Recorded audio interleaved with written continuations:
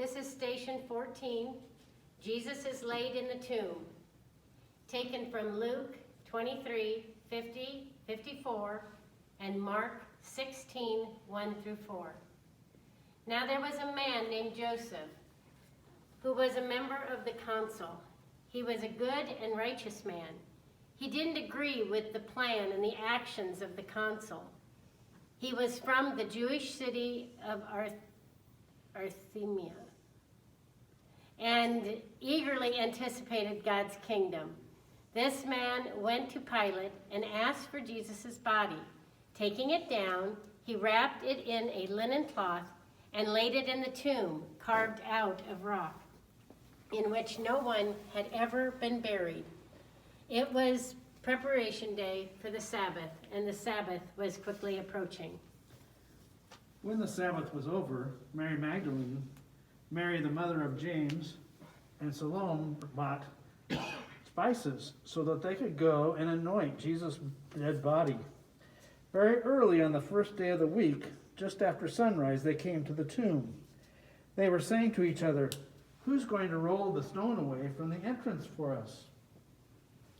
So we know that Jesus' body was wrapped in cloth, probably a lot like this muslin fabric here.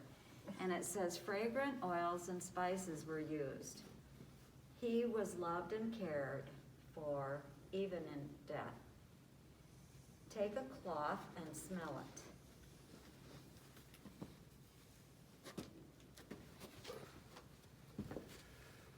it. Do you notice some fragrant oils? Mm.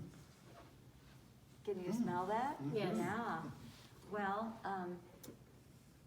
my understanding is that that is frankincense and myrrh, which was often used, in preparing the body for the tomb. And of course, we know that frankincense and myrrh was brought to the baby. So it says, while giving love and care to his body, Jesus' loved ones must have felt hopeless. So we could think about that in terms of us. And if you can think of maybe somebody you've talked to who had something that they just felt really hopeless about, and how you might have kind of brightened their spirits and let them see another way of looking at something.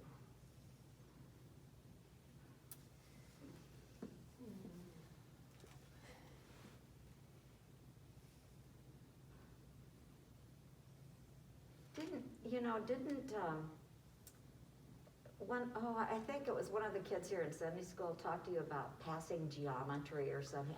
I just remember this from Sunday school, and I just remember happening to join the conversation, and we happened to be there, and she was saying, "Oh, I'm never gonna pass geometry." Yeah.